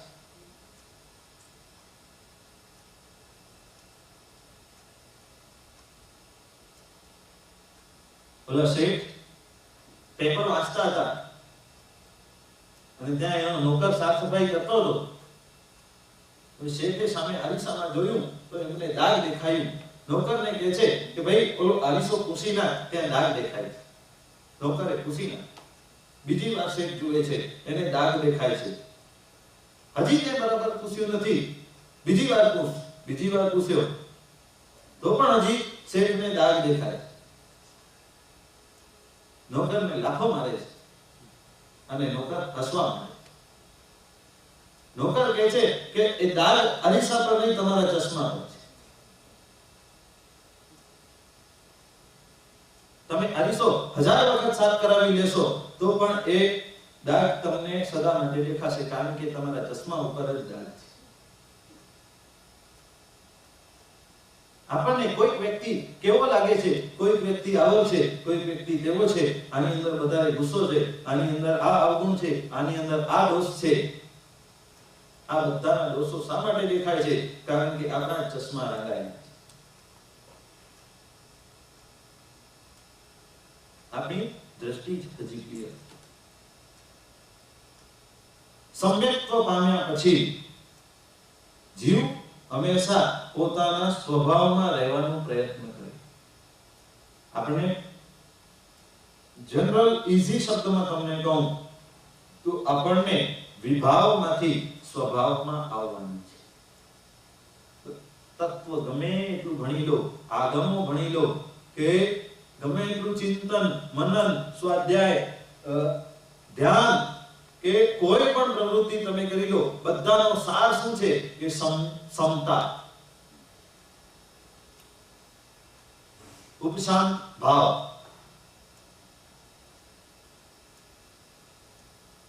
સમતા લાવવાની છે, સ્વભાવની અંદર આવવાનું છે. બધા જ ધર્મનો એક જ સાર છે. સામાયિક કરવાનું છે શા માટે? સમભાવ પ્રાપ્ત કરવાનું. પ્રતિક્રમણ કરવાનું શા માટે? વિભાવમાંથી સ્વભાવમાં પાછા ફરવાનું છે માટે. ભગવાનની પૂજા શા માટે કરવાની છે? સમ્યક્ત્વ પ્રાપ્ત કરી અને સમતાના લેવલ સુધી પહોંચવા માટે. દરેક પૂજા, પૂજનો, અનુષ્ઠાનો, ધ્યાન, કાયોત્સર્ગ કે જે પણ A to Z તમે ધર્મ કહેશો, એ બધા જ ધર્મનું રૂટ શું છે? કે તમે સ્વભાવની અંદર આવો. સ્વભાવ એટલે શું?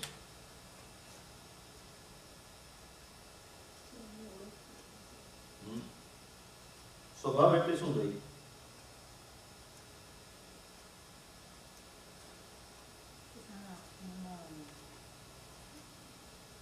જે આત્માના પોતાની પરિણતિ ભાવ છે એ. સ્વભાવ. સ્વ એટલે પોતાનું અને ભાવ એટલે પોતાના ભાવની અંદર રહેવું, એનું નામ સ્વભાવ. આત્માનું ભાવ, આત્માના ભાવની અંદર રહેવું, એનું નામ સ્વભાવ. હવે બોલો, આત્માના ભાવની અંદર કેવી રીતે રહી શકાય?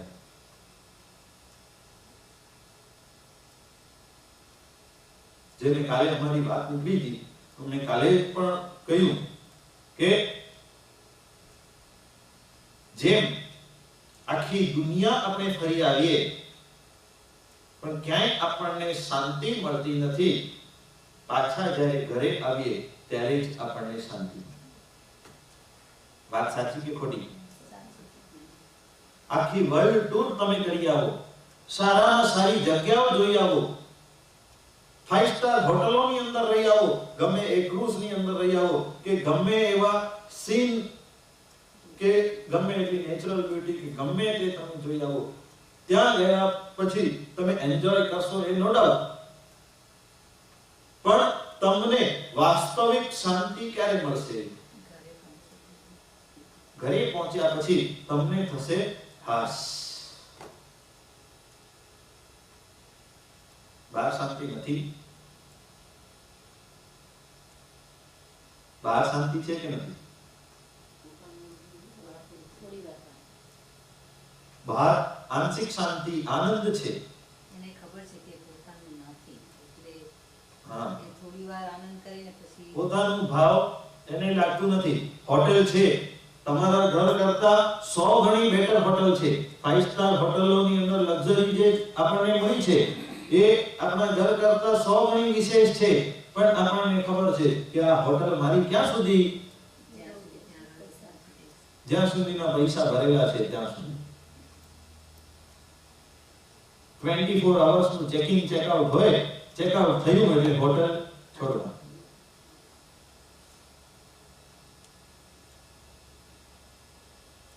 આ બધી ટૂર વગેરે આપણે કરીએ ક્યાં સુધી? જ્યાં સુધી આપણી ટૂરની આઇટિનરીનું ધ એન્ડ આવતું નથી ત્યાં. આખરે તો પાછા ક્યાં આવવાનું છે? આખી દુનિયાનો છેડો શું? ઘર. દુનિયાનો છેડો શું? ઘર કહેવાય. Earth is round, but its starting point and end point is home. ઘરની અંદર આવવાથી તમને શાંતિ. એવી જ રીતે કોઈ પણ ફંક્શન હોય, તમે નવા કપડા પહેર્યા, બહુ ભારી હેવી હજારોના કપડા લીધા અને એકદમ હેવીમાં હેવી વર્કવાળા અને એકદમ ટોપ ક્લાસના કપડા પહેર્યા, પણ એ કપડા પહેર્યા પછી તમને શાંતિ વધારે કે બેચેની વધારે?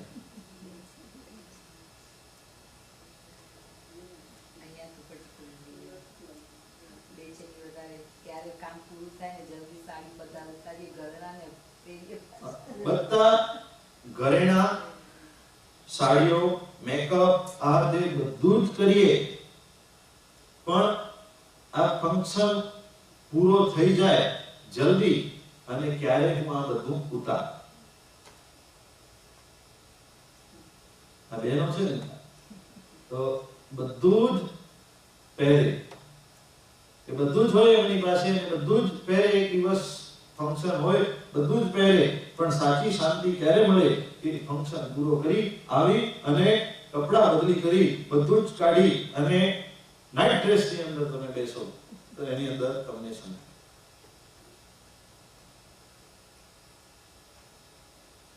જે હજારોની વસ્તુઓ શાંતિ નથી આપી શકતી, એ શાંતિ તમને સાદા નાઇટ ડ્રેસ ની અંદર મળે.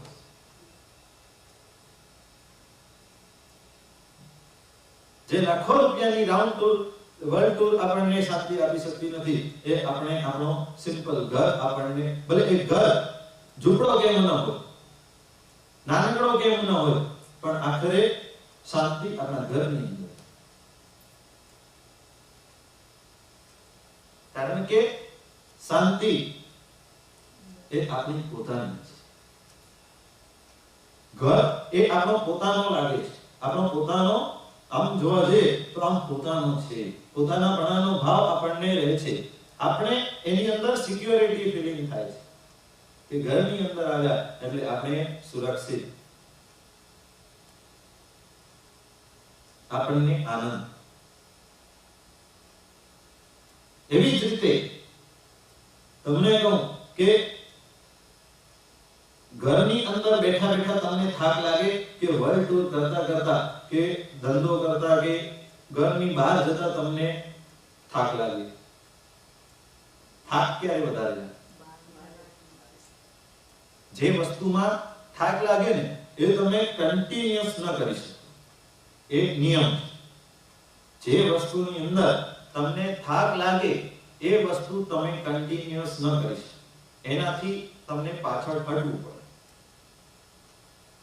ઘરની બહાર પરિભ્રમણ કરવાની અંદર આપણને થાક લાગે એટલે તમે કન્ટિન્યુઅસ પરિભ્રમણ કરી શકતા નથી, પાછા ઘરે આવવું જ પડે. એવી જ રીતે ખાવાની અંદર થાક લાગે, સતત તમે ખાઈ શકતા નથી. ક્યારેક તમને એમ થાય છે કે ઇનફ, બસ હવે પેટ ભરાઈ ગયું, હવે મારે કાઈ નથી. એવી જ રીતે બોલવાની અંદર થાક લાગે છે, તમે કન્ટિન્યુઅસ 24 કલાક નથી બોલી શકતા. એવું થાય છે કે હવે ઘણું બોલી લીધું, હવે રેસ્ટ.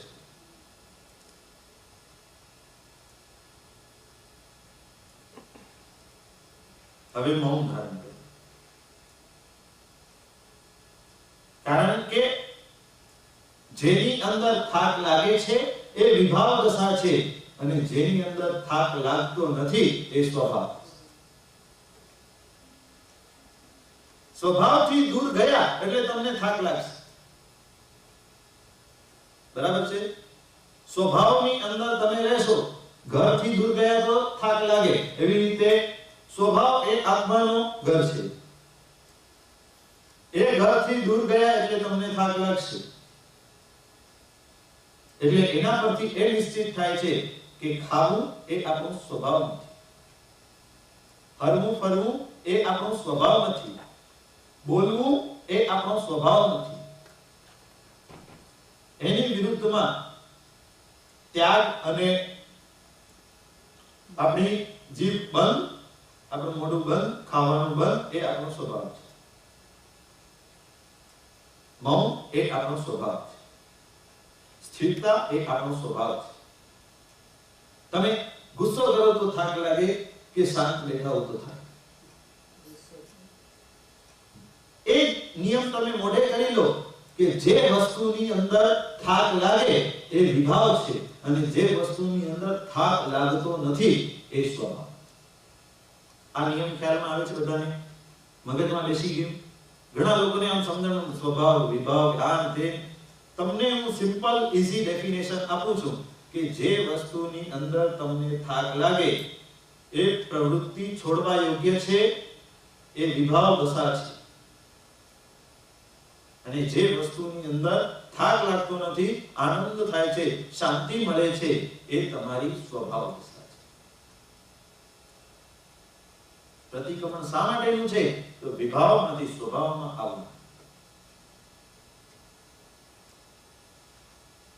ધર્મ બધું જ એટલા માટે ડાયરેક્ટેડ છે કે વિભાવમાંથી આપણે સ્વભાવમાં આવી શકીએ.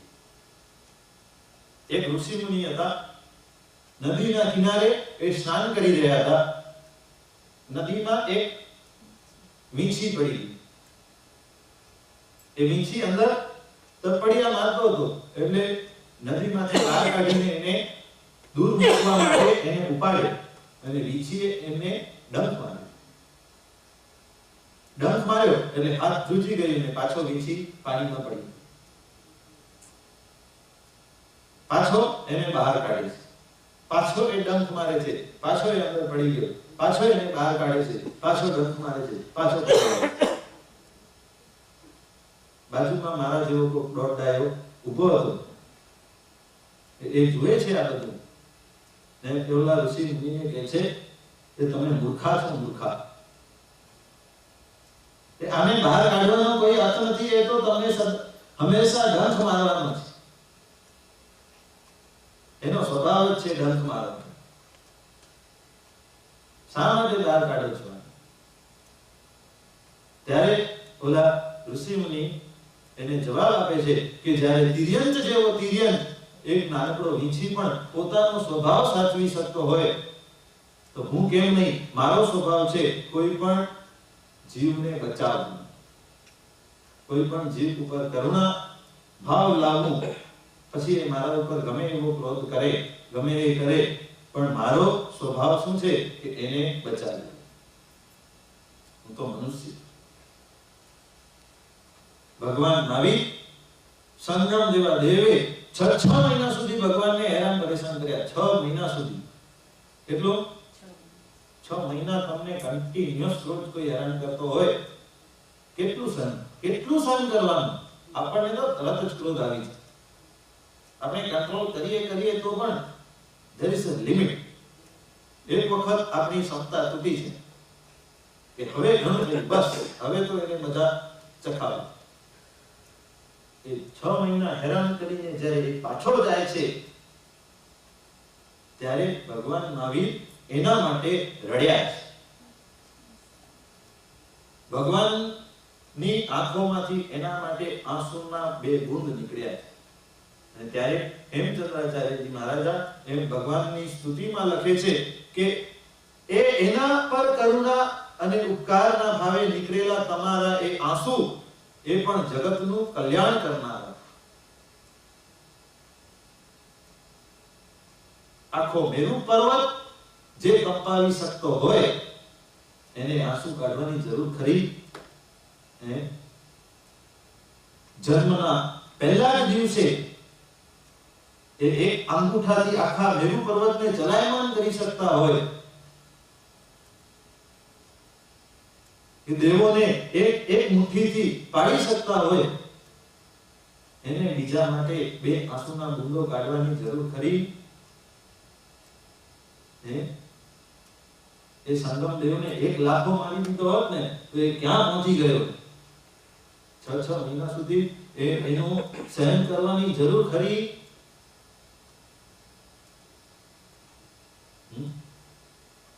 આપણે જોઈએ તો સાચું કે ભગવાનના 12.5 વર્ષોમાંથી આપણને શીખવાનું શું છે? 12.5 વર્ષની સાધના, અને આપણે કલ્પસૂત્ર ની અંદર આ સાધના દર વર્ષે સાંભળીએ. દર વર્ષે ભગવાન મહાવીર રટણ હોય. કલ્પસૂત્રમાં આ જ વિષય મુખ્ય છે, મહાવીર સ્વામીનું ચરિત્ર. હવે આ મહાવીર સ્વામી ઘણા લોકો એનાથી કંટાળી ગયા છે કે આટલા વર્ષોથી અમે સાંભળી રહ્યા છીએ, હવે કઈ નવું સંભળાવો. આનું આ જ છે, આનું આ જ છે, આનું આ જ રિપીટ થાય. પણ એનું અંશ માત્ર પણ આપણે ગ્રહણ કરી શક્યા નથી. ભગવાનના કાનમાં બબે ખીલા ઠોકાયા, પણ આપણા કાનની અંદર 2 ખીલા કોઈ ઠોકવા આવવાનું નથી. ફક્ત 2 શબ્દ કોઈના પડી જાય તો ખીલા કોઈ મારવા તમને આવવાનું નથી. આજના સમયમાં કોઈ તમને ખીલા ઠોકવા આવવાનું નથી. પણ ક્યારેક કોઈના 2 ખરાબ શબ્દો તમારા કાનની અંદર પડી જાય તો એને ક્ષમતા ભાવે સહન કરશું આપણે.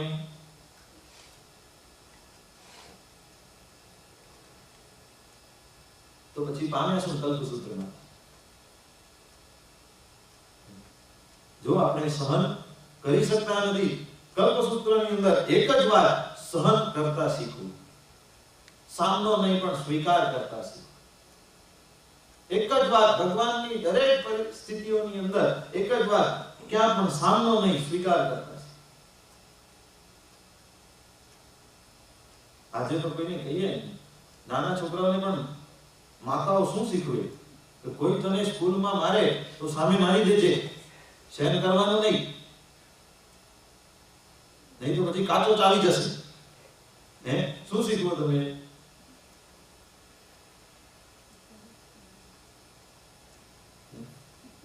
આપણે આટલું પણ સહન કરી શકતા નથી. તીર્થંકર જેવા તીર્થંકર એક સામાન્ય તુચ્છ દેવના 6 મહિનાના ઉપસર્ગો સહન કરે છે, અને એના માટે આંખોમાંથી આંસુ વહે. ક્યાં એમની સાધના, ક્યાં એમની ક્ષમતા, અને ક્યાં આપણે? વિચાર કરીએ. અને આ પર્યુષણો આવે છે, આ બધું ભગવાનની વાતો આપણે સાંભળીએ છીએ, ફક્ત સાંભળવા પૂરતી રાખવાની નહીં, એને જીવનની અંદર એપ્લાય કરતા. તમારા જીવનની અંદર ક્ષમતા ઇઝ અ ફર્સ્ટ પ્રાયોરિટી. કોઈ પણ પરિસ્થિતિની અંદર તમારા જીવનની અંદર ક્ષમતા સદાકાળ માટે રહેવી જ જોઈએ. ગમે એ પરિસ્થિતિ આવે. આજે એવી દશા છે કે ચાની અંદર ક્યારેક સાકર ઓછી વધુ થઈ જાય, કે ચા ઠંડી કે ગરમ મળી જાય, ગરમ ન મળે અને ક્યારેક ઠંડી મળી જાય તો શાંતા તરત જ ચાલી. રસોઈની અંદર ક્યારેક મીઠો ઓછો વધુ થઈ જાય તો ક્ષમતા આપણી તરત જ ચાલી. એ નાની નાની પરિસ્થિતિઓની અંદર, નાના નાના પ્રસંગોની અંદર તમે સહન કરતા શીખો. એ મોટા ભગવાનના જેવા ઉપસર્ગો તો આપણને આવવાના નથી, કારણ કે આપણે જંગલની અંદર તો જવાના નથી. જંગલોની અંદર ઉપસર્ગ સહન કરવા માટે તો જવાના નથી. ઘરમાં આપણને બધી સુખ સગવડ સાહેબી બધું જ છે, અને એની અંદર એક માછરનો ડંખ આવે તો એ પણ સહન કરતા છે.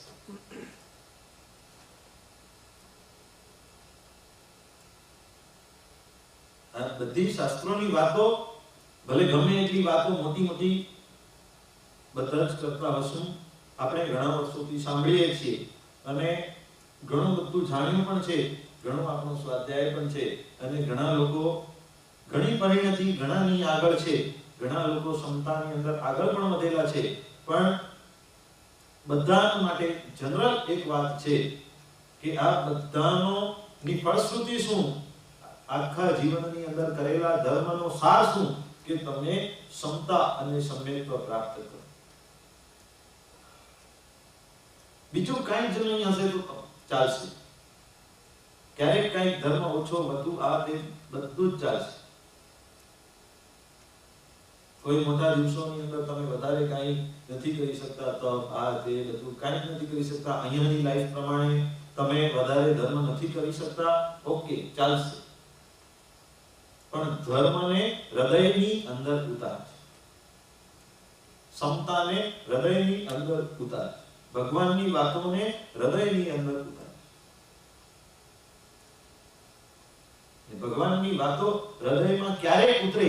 જ્યારે આપણી દ્રષ્ટિ ક્લિયર હોય ત્યારે, જ્યારે આપણને સમ્યક્ત્વ પ્રાપ્ત થાય ત્યારે. આ સમતા આપણે ક્યારે રાખી શકીએ?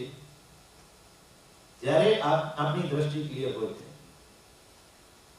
કારણ કે એક મચ્છર ડંખ મારે એના પાછળ પણ પરિબળો ઘણા હોય છે.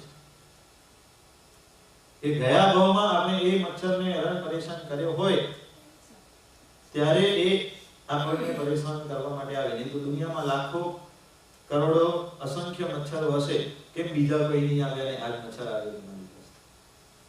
કેમ આટલા બધા લોકો તમે હો અને એકને જ મલેરિયા થાય, કોઈકને જ મલેરિયા પકડે? આ બધા ઘણા પરિબળો ભેગા થાય ત્યારે કોઈ પણ વસ્તુ બને છે. પણ એનો તમે સ્વીકાર કરતા છો, સામનો કોઈ પણ વસ્તુનો કરો. આ ધર્મની ફળશ્રુતિ છે. સમ્યક્ત્વ જો આવી જાય, સાચી દ્રષ્ટિ જો ખીલી જાય તો આપણું કામ થઈ જાય. આ જીવનમાં આ જ કામ કરવાનું છે.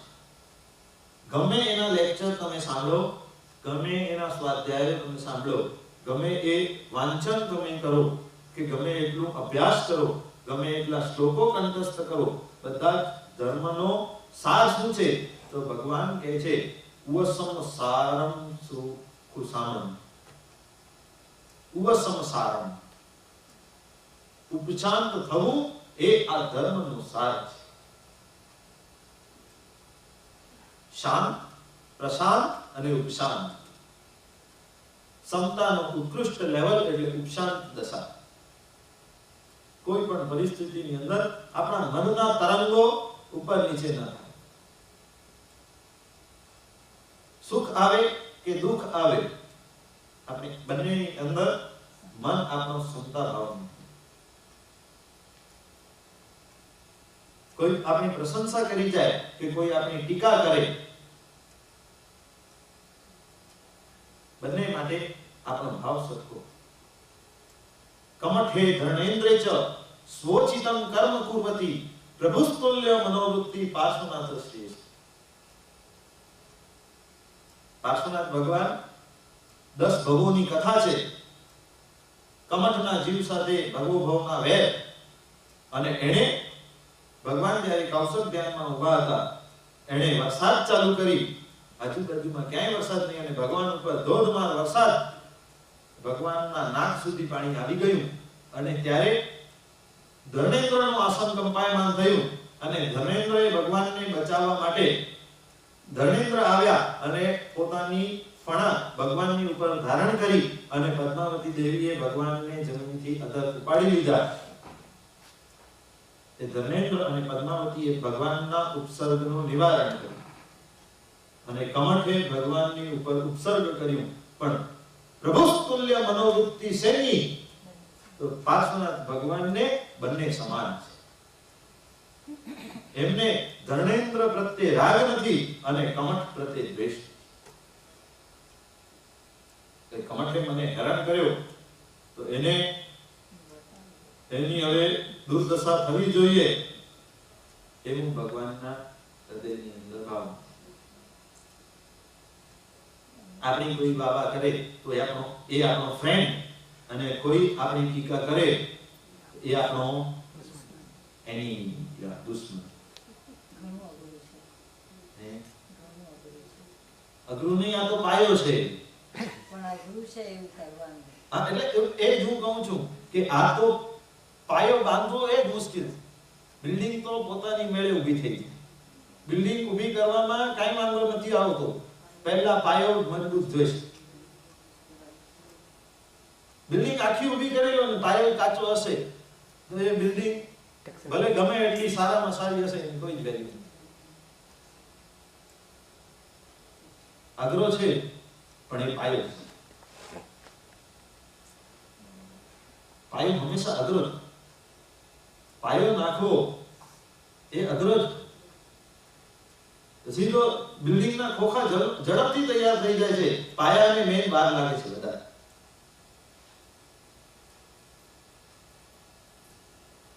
અને આખું જીવન આપણને ઉપર નથી ચડવાનું, આપણને પાયો મજબૂત કરવાનો છે. આ જીવનમાં આપણે ઉપર ચડવા જશું ને તો આપણો પાયો કાચો રહી જશે.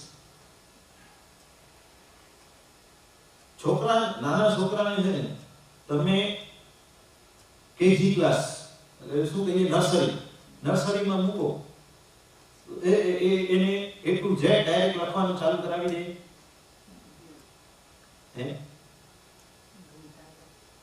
શું કરાવે? ઘૂંટા. જ્યાં સુધી એનો A મજબૂત નથી થતો ત્યાં સુધી એને B માં જવા નથી. એ થિયરી બહુ સમજવા જેવી છે. જ્યાં સુધી A નો બેઝ ક્લિયર નથી થતો ત્યાં સુધી આગળ વધવાનું નથી. ડાયરેક્ટ Z સુધી પહોંચાડી દો તમે, એક વાર ABCD તમારા હાથે એને એક વાર લખાવ્યું તો તમે એને આવડી ગયું એવું કહી શકો? એને શું કરાવે? અમે ઘૂંટાવી, વારંવાર એ ઘૂંટાવી, એને કંટાળો આવી જાય, બિચારો છોકરો કંટાળી જાય કે કેટલી વાર મમ્મી હવે કેટલી વાર એ લખશે. પણ જ્યાં સુધી એ પરફેક્ટ લાઈન ની અંદર એ લખતું નથી ત્યાં સુધી એનો હજી એનો બેઝ ક્લિયર થયો નથી, ત્યાં સુધી એને બી માં મોકલી શકાય નહીં. અને એ જો બચપનમાં એનો એક ખોટો રહી ગયો તો આખી જિંદગીભર એના એ ની અંદર ડિફેક્ટ રહી જશે. બચપનમાં આપણા મા બાપ છે ને વારે ઘડી આપણને ટોકી, આપણી જરાક ભૂલ થાય ને તરત જ આપણે નાના છોકરાને ટોકીએ. એનું કારણ છે કે અત્યારે જો એને ટોકવામાં ના આવે, અત્યારે એને બરાબર રિપેર કરવામાં ના આવે તો ભવિષ્યમાં એનો સતત ઇફેક્ટ રહી જશે. બચપનમાં એ ડાબા હાથથી લખતો ને તો એને પહેલાથી પ્રેક્ટિસ કરાવીએ કે જમણા હાથથી લખવાની પ્રેક્ટિસ કરે. હજી એ ક્યારેક ન પણ બને પણ આપણે પ્રયત્ન કરીએ.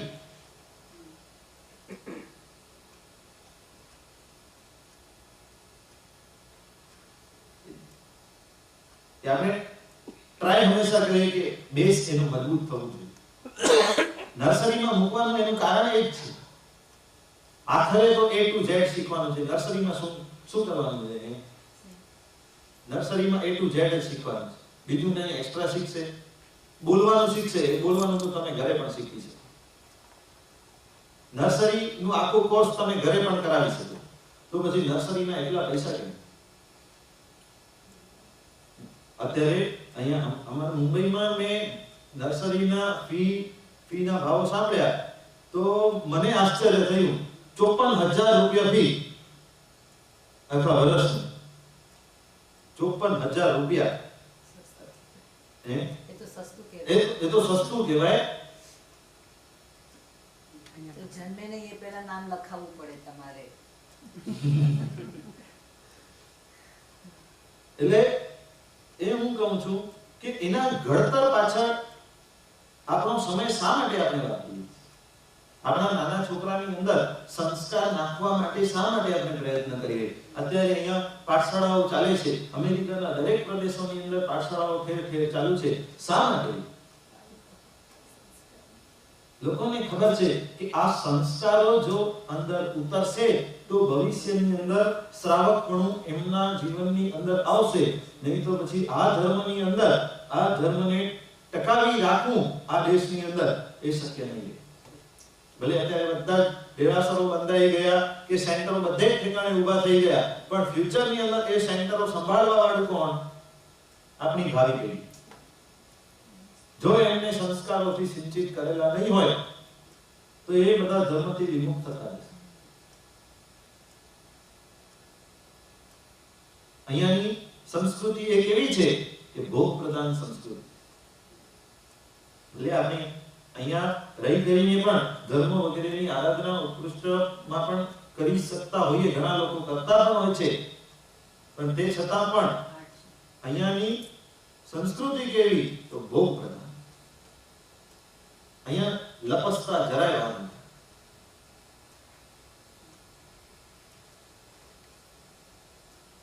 ભારતીય સંસ્કૃતિ યોગ પ્રધાન છે અને આ અહીંયાની સંસ્કૃતિ ભોગ પ્રધાન.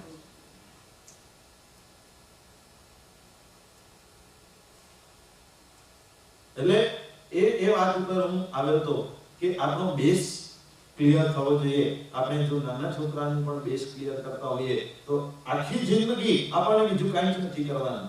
આ 14 ગુણસ્થાનકો તો આ વિષય છે માટે હું લઉં છું 14 ગુણસ્થાનક.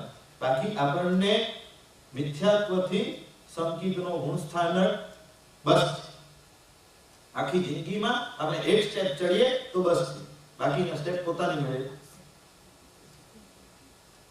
અને ભગવાન સુધી પહોંચવું એટલું સસ્તું નથી. ભગવાન કહે છે તું એક સ્ટેપ ચડ, હું 99 સ્ટેપ્સ નીચે આવીને તને લઈ જઈશ.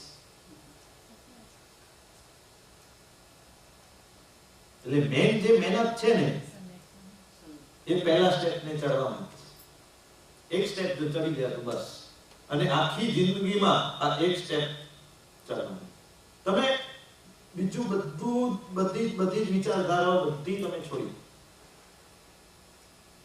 તમને એમ લાગતું હોય કે અમે આધ્યાત્મિક પ્રગતિ આ જીવનની અંદર કરી લઈએ કે આપણને સમય મળ્યું છે તો આપણે અધ્યાત્મની અંદર ઘણા ઊંડા ઉતરી જઈએ, કે ખૂબ ધર્મની આરાધના કરી લઈએ, કે બહુ જ સારો આમ ઊંચા સ્ટેપની અંદર પહોંચી જઈએ. તો મારી તમને એક જ સલાહ છે કે ઉપર ચડવા કરતા પહેલા તમારો બેઝ ક્લિયર કરો. બેઝ એવો મજબૂત બનાવી દો કે કોઈ પણ પરિસ્થિતિની અંદર એ બેઝ તૂટે. એ સમ્યક તો કેવું જોઈએ? તો કહે છે કે એવું છાયિક સંકેત. છાયિક સંકેત એટલે એનો ક્ષય થાય. બાકી સંકેત કેટલી વાર આપણને આવી ગયું હશે અને આપણી પાસેથી ચાલી પણ ગયું હશે. ઘણી વખત ભગવાનના વચનોની અંદર પૂર્ણ શ્રદ્ધા આવી પણ જાય અને એ પાછી ડગમગાયમાન થઈને મિથ્યાત્વની અંદર પણ ચાલી. આ ગુણસ્થાનકોની અંદર જ ક્રમ છે. ગુણસ્થાનકની અંદર પહેલી સીડી છે મિથ્યાત્વ. એટલે ગુણ શા માટે કહ્યું? મિથ્યાત્વ ની અંદર રહેલા વ્યક્તિમાં પણ બધા જીવોની અંદર જ્ઞાનાદી ગુણો બધાની અંદર રહેલા છે. બધા જીવોની અંદર જ્ઞાનાદી ગુણો, અનંત જ્ઞાન, અનંત દર્શન, અનંત ચારિત્ર, અનંત વિદ્ય, આ બધી જ વસ્તુ આપણા અંદર જ પડેલી છે. ક્યાં બહાર જવાની જરૂર જ નથી. બધું જ આપણી અંદર છે. ખાલી એના ઉપર લાગેલો કચરો આપણને કાઢવાનો છે. એ કચરો સાફ કરવાની અહીંયા વાત છે. તો મિથ્યાત્વથી સંકેત તરફ આપણને જવાનું છે. એના વિશે વિશેષ ચર્ચા આપણે આવતીકાલે કરશું.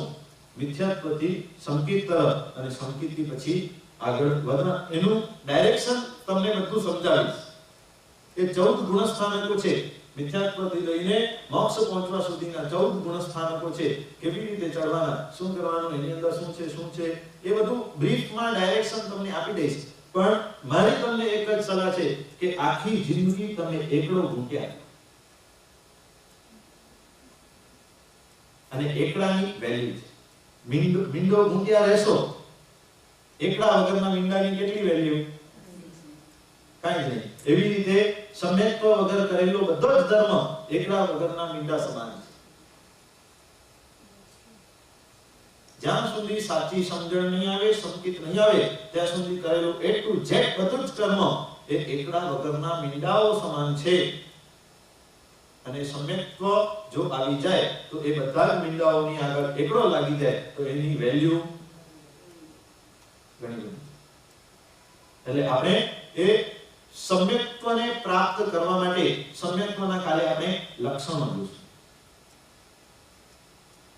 શ્રીમદજીએ એક જ કડીની અંદર કહી દીધું, કસાયની ઉપશાંતતા માત્ર મોક્ષ અભિલાષ, ભવે ખેડ પ્રાણી દયા, ત્યાં આત્માર્થ નિવાસ, દશાન એવી જ્યાં લગી જીવ નહે લહે નહીં જોગ, મોક્ષ માર્ગ પામે નહીં મટે ન અંતર રોગ. એક બે કડીઓની અંદર એમણે કહી દીધું કે સમ્યક્ત્વના લક્ષણો શું છે. આપણને એમ થાય કે આટલો બધો ધર્મ કરી લીધા પછી કદાચ આપણને સંકેત આવી જ ગયું હશે, પણ એ એ સંકિત આવ્યું છે કે નહીં એ ટેસ્ટ કરવા માટે જે ટેસ્ટ શાસ્ત્રોની અંદર બતાવી છે આ 5 લક્ષણોની, એ 5 લક્ષણો આપણા જીવનની અંદર છે કે નહીં એનું ચેકિંગ આપણે કાલે કરશું તો આપણને ખબર પડી જશે કે આપણે કેટલા પાણીમાં છીએ. અને એ સમ્યક્ત્વ નો બેઝ ક્લિયર કર્યા પછી આપણે આગળ થોડી ઘણી વિચારણા કરશું. જીનાકને વિરુદ્ધ કંઈ બોલાયું હોય તો ઈચ્છા.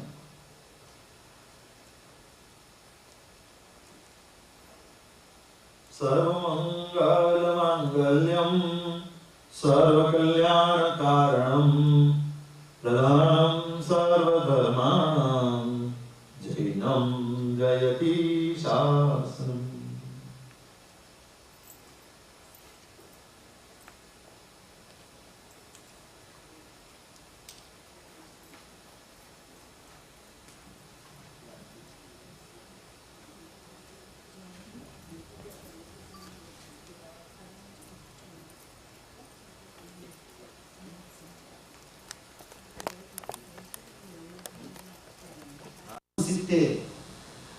એકસો 170 તીર્થંકરના આવા કલર કીધા છે. આપણે નોર્મલની અંદર 24 ભગવાનના કલર બતાવ્યા છે. એ કેવા છે તો કે 2 લાલ, 2 સફેદ, 2 લીલા, 2 કાળા અને 16 સોના જેવા. તો એ